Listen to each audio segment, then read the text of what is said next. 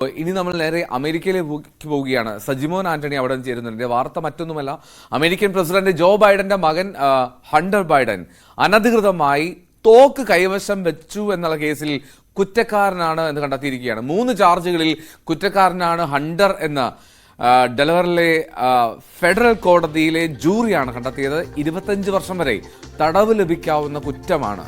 ശിക്ഷ പിന്നീട് വിധിക്കും. നമുക്ക് സജിമോനോട് തന്നെ ചോദിക്കാം. Sajimon, good morning. ജോ ബൈഡന്റെ മകനെതിരെ ഇങ്ങനൊരു കുരുക്ക് വരുമ്പോൾ മറുവശത്ത് ഡൊണാൾഡ് ട്രംപ് കുറ്റക്കാരനാണെന്ന് കണ്ടെത്തിയ സാഹചര്യം, അപ്പോൾ ഈ ഒപ്പത്തിനൊപ്പം 2 പക്ഷങ്ങൾക്കും വാദപ്രതിവാദത്തിനുള്ള വകയൊരുക്കുകയല്ലേ അവിടെ? തീർച്ചയായും അമേരിക്കയിലെ നീതിന്യായ വ്യവസ്ഥ ഇപ്പോഴും ലൈവാണ്, വളരെ വിവിഡാണ് എന്നുള്ളതിന്റെ ഒരു തെളിവാണ് ഇന്നത്തെ ജൂറിയുടെ വെർഡിക്റ്റ്. ഇന്നത്തെ ജൂറി യുനാനിമസ്ലി ഹണ്ടർ ബൈഡനെ 3 കാര്യങ്ങളിലാണ് കുറ്റക്കാരനായിട്ട് കണ്ടെത്തിയത്. ഒന്ന്, തോക്ക് കൈവശം വെച്ചതിനും അതോടൊപ്പം ഫെഡറൽ ഗവൺമെന്റിന്റെ ഫോം തോക്ക് വാങ്ങാൻ സമയത്ത് നമുക്ക് തറക്കേണ്ട ആവശ്യമുണ്ട്. ആ സമയത്ത് ആൽക്കഹോൾ അബ്യൂസും ഡ്രഗ് അബ്യൂസും ഉണ്ടതിനെ പറ്റി ഒരു ചോദ്യമുണ്ട്. ആ ചോദ്യത്തിൽ നുണ പറഞ്ഞു എന്നുള്ള കാരണമാണ്. അപ്പൊ ഈ 2 കാരണങ്ങളിൽ യുനാനിമസ്ലി ജൂറി വെർഡിക്റ്റ് ചെയ്യുകയാണ് ഉണ്ടായത്. ഇത് താങ്കൾ പറഞ്ഞത് കണക്ക് 25 വർഷം വരെ തടവും ഏകദേശം $750,000 ഏകദേശം അതായത് 6.25 കോടി രൂപയോളം പിഴയും വരെ ചുമത്താൻ തക്കതായ ഒരു കുറ്റമായിട്ടാണ് കോടതി വിധിച്ചിരിക്കുന്നത്. ശിക്ഷ എന്തുമാത്രമാണ് വിധിക്കുന്നുള്ളത് വരും മാസങ്ങളിൽ നമുക്ക് അറിയാൻ പാടുള്ളൂ. എന്നാൽ അതിന്റെ മാക്സിമം പണിഷ്മെന്റ് എന്ന് പറയുന്നത് ഏകദേശം 25 വർഷവും അതോടൊപ്പം $750,000 പിഴയും വരെ വരാവുന്നതാണ്. ഏതായാലും ഇതൊരു വളരെ ബ്രേക്കിംഗ് ന്യൂസ് ആണ് ഇവിടെ. കാരണം ഇവിടെ വളരെയധികം കലുഷിതമായ ഒരു രാഷ്ട്രീയമാണ് അമേരിക്കയിൽ ഇപ്പോൾ നടന്നുകൊണ്ടിരിക്കുന്നത്. നിങ്ങൾക്ക് ഏവർക്കും അറിയാം, 2 ആഴ്ച മുമ്പ്, ഏതാനും ആഴ്ചകൾക്ക് മുമ്പ് ട്രംപിന്റെ ഏകദേശം 34 കൗണ്ടിനാണ് ഫെലണിക്ക് കൺവിക്റ്റഡ് ആയത്. അപ്പൊ അന്ന് റിപ്പബ്ലിക്കൻ പാർട്ടി ഒന്നടങ്കം അതിനെ വിമർശിച്ചിരുന്നു.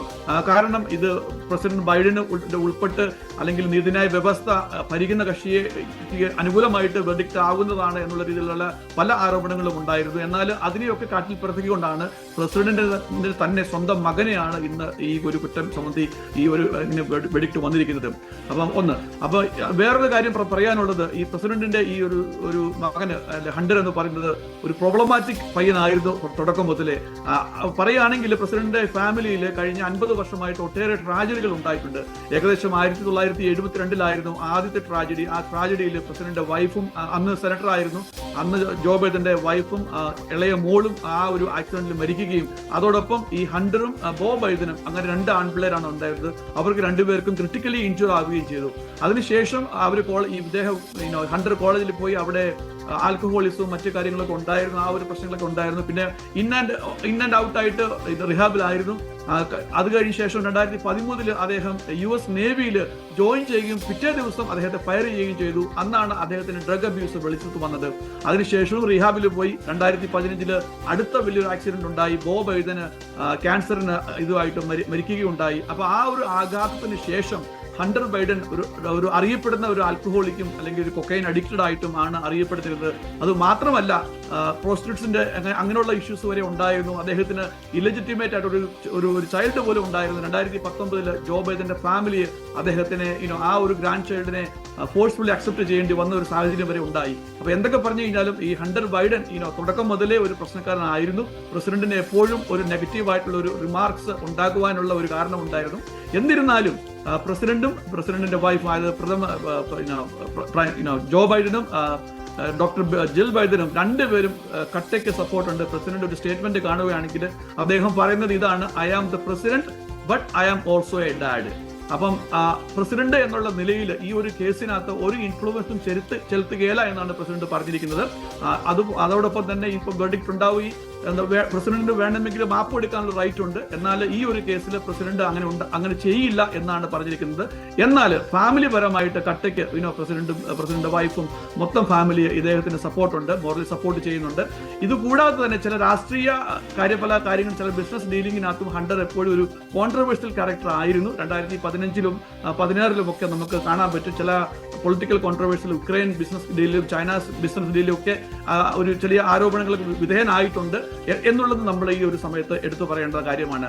2018 ഇപ്പൊ ഈ കേസിന് ആസ്പദമായ തോക്ക് വാങ്ങുന്നത് അമേരിക്കയിൽ കുറ്റകരമല്ല. ആക്ച്വലി ഇവിടെ എപ്പോഴും എൻകറേജ് ചെയ്യുന്നതാണ്. ഇവിടുത്തെ സെക്കൻഡ് അമെന്റ്മെന്റ് ഗണ്ണിനെ എപ്പോഴും പ്രോ ആയിട്ടാണ്, അതായത് വളരെ എൻകറേജ് ചെയ്യുന്ന ഒരു സിറ്റുവേഷൻ ആണ്. എന്നാൽ വളരെ വിചിത്രമാണ്, എന്തുകൊണ്ടാണ് ഹണ്ടറിന് ഈ ഒരു പിടി വന്നത് എന്ന് ചോദിച്ചു കഴിഞ്ഞാൽ, ഗണ്ണ് വാങ്ങിക്കുന്ന സമയത്ത് ഒരു ലൈസൻസിന്റെ ആപ്ലിക്കേഷൻ ഉണ്ട്. ആ ആപ്ലിക്കേഷനിൽ നമ്മൾക്ക് എന്തെങ്കിലും ആൽക്കഹോളിസമോ അല്ലെങ്കിൽ ഡ്രഗ് അബ്യൂസോ ഉണ്ടോ എന്നൊരു ചോദ്യമുണ്ട്.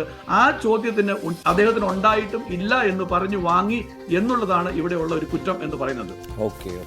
ഓക്കെ വ്യക്തമാണ്. Thank you so much Sajimon Antony. എന്നാലും ഹണ്ടർ ബൈഡൻ ഇന്ന് കുരുക്കിലാവുകയാണ്.